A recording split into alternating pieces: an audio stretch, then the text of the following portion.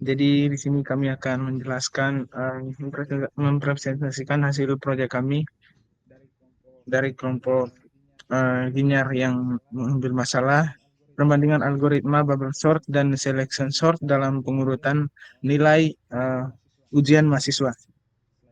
Slide saja.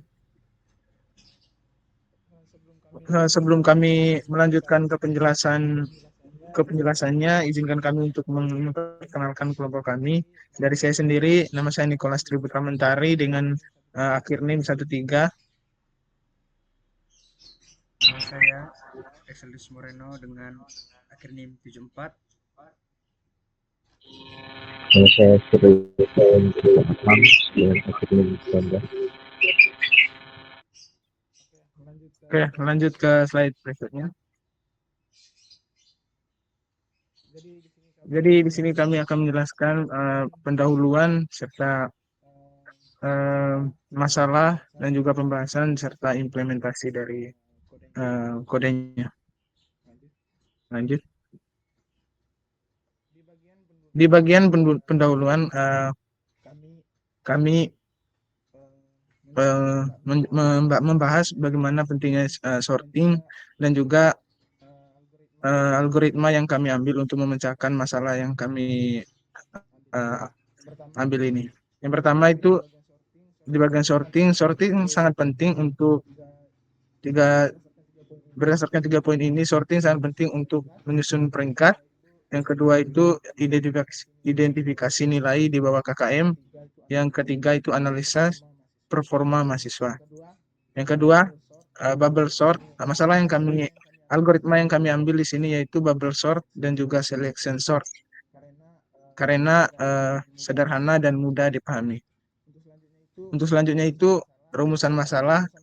Rumusan masalah yang kami ambil ini yaitu terdapat 3 poin, yang dimana pertama ini bagaimana proses pengurutan nilai dengan bubble sort dan juga selection sort. Yang kedua, bagaimana hasil pengurutan dimanfaatkan untuk analisis.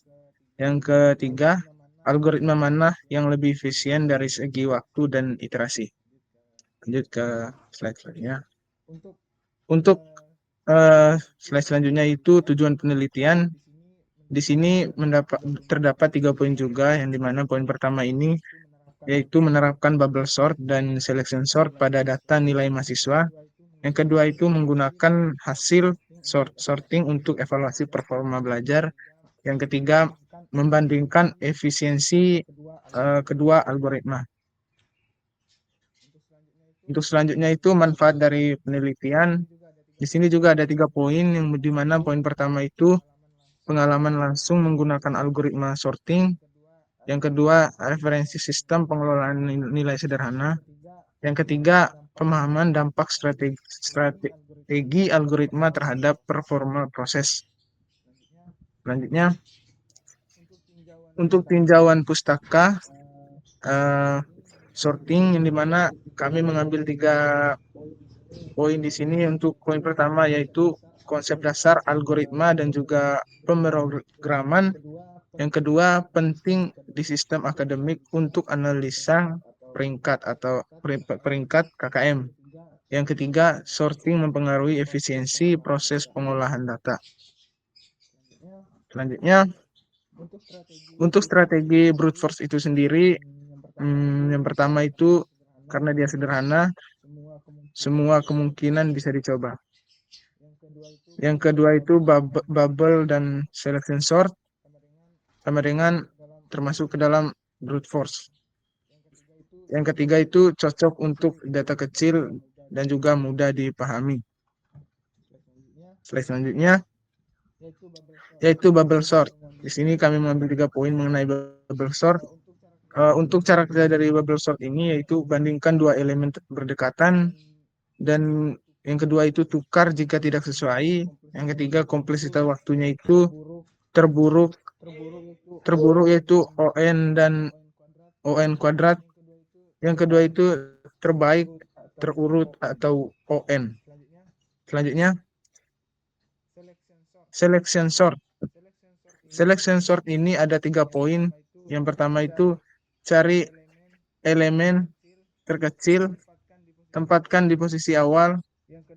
Yang kedua, satu kali swab per iterasi luar. Yang ketiga itu kompleksitas waktu selalu ON kuadrat.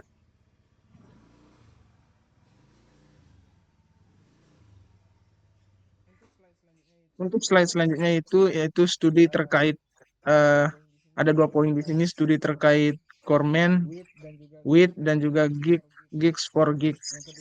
Yang kedua validasi teori dan juga algoritma sorting sederhana. Yang kedua ini metodologi deskripsi kasusnya. Yang pertama data yang dimana datanya itu memiliki nilai 30 mahasiswa acak dari 0 sampai 100. Yang kedua ini tujuan, yang dimana tujuan ini berupa urut-urutkan nilai. Dan yang kedua identifikasi nilai lebih kecil dari KKM atau sama dengan 70. Lebih kecil dari KKM ya, sama dengan 70. Yang ketiga ini tampilkan 5 besar. Selanjutnya saya geser ke teman saya Tian yang untuk menjelaskan selanjutnya.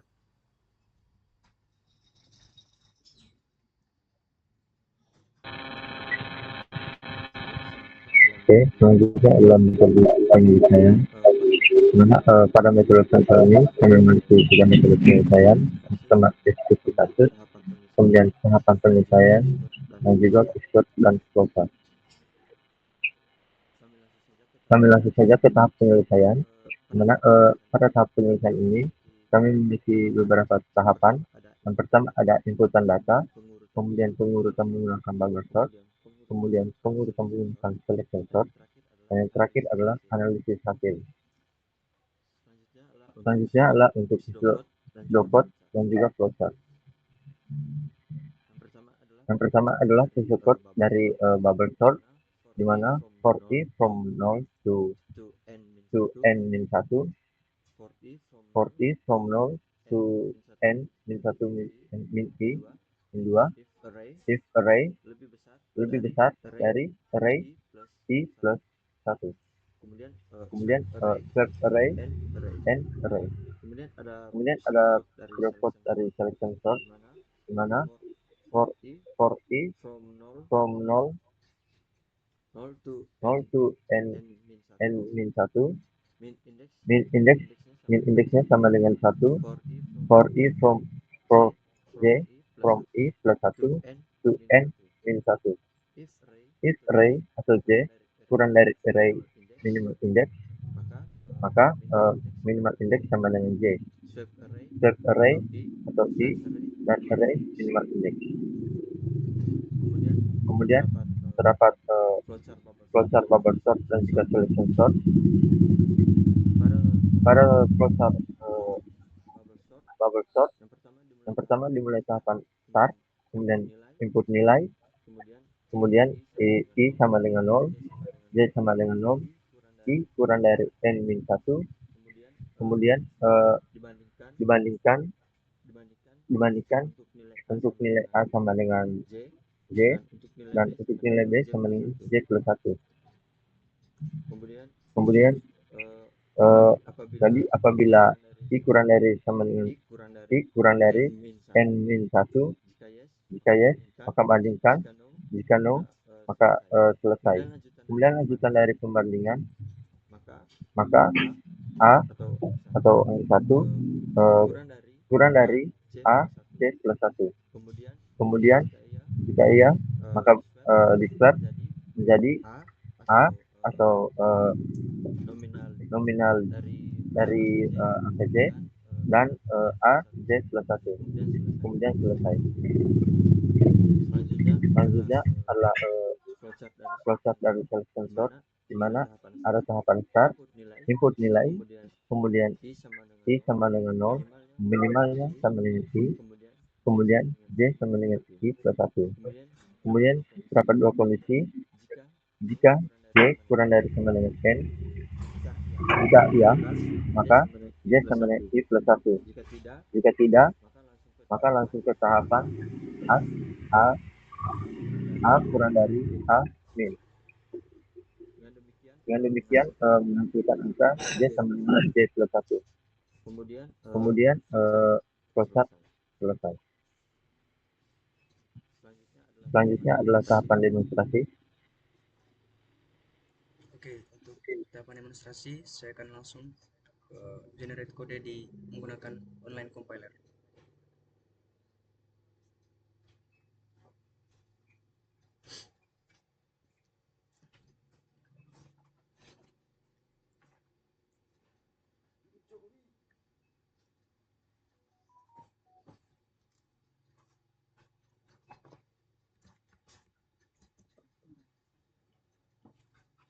Oke, seperti yang teman-teman lihat di sini. Di sini untuk yang pertama untuk brute force dengan menggunakan algoritma bubble sort. Di sini seperti yang teman-teman lihat untuk iterasi atau cara kerjanya itu dengan cara membandingkan elemen yang berada di dekatnya. Kalau teman-teman lihat di sini for integer i sama dengan 0, jika i kurang dari n-1 maka nilai itu jumlahnya itu urutannya itu bertambah. Mungkin di sini saya akan perlihatkan kode fullnya. Jadi di keluaran yang kami berikan tadi, yang pertama kalau kita run ini maka akan menghasilkan output data sebelum diurutkan dan data setelah diurutkan. Jadi di sini kalau kita lihat ada beberapa mahasiswa yang nilainya itu tidak memenuhi standar atau di bawah KKM. Seperti yang teman-teman lihat ada beberapa nilai dari 21 sampai dengan kurang dari 70. Jadi bisa disimpulkan bahwa ada beberapa dengan menggunakan metode bubble sort ini kita bisa meminimalisir waktu agar bisa menentukan nilai yang tidak memenuhi standar saat pengurutan nilai bagi 30 orang mahasiswa. Oke, saya rasa itu untuk codingan atau kode yang digunakan untuk menyelesaikan masalah dengan bubble sort. Selanjutnya di sini saya akan menampilkan kode untuk menampilkan nilai mahasiswa dengan menggunakan metode selection sort. Kita clear dulu.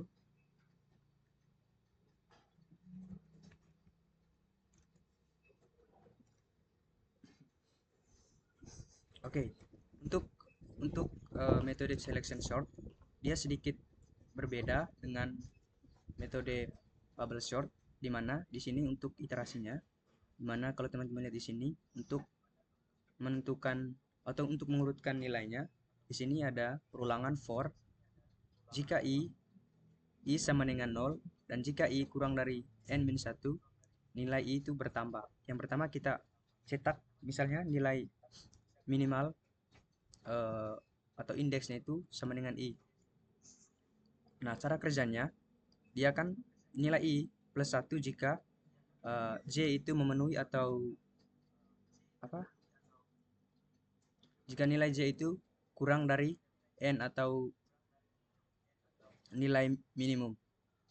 Maka kalau di run akan menghasilkan output seperti ini. Data sebelum diurutkan dan data setelah diurutkan. Dapat kita lihat bahwa ada beberapa mahasiswa dengan 5 peringkat teratas, yaitu nilainya itu 100, 99, 95, 91 dan juga 90, dan juga menampilkan data nilai mahasiswa di bawah KKM dan tidak memenuhi standar. Oke, mungkin itu untuk demonstrasi dari dua metode brute force yang kami gunakan, yaitu ada algoritma bubble sort dan juga selection sort. Selanjutnya saya akan berikan kembali ke moderator. Terima kasih. Untuk slide selanjutnya. Oke teman-teman dan juga Bapak dosen, mungkin itu aja proyek yang kami presentasikan. Semoga apa yang kami jelaskan ini dapat dimengerti oleh teman-teman semua. dan juga dosen, Pak dosen.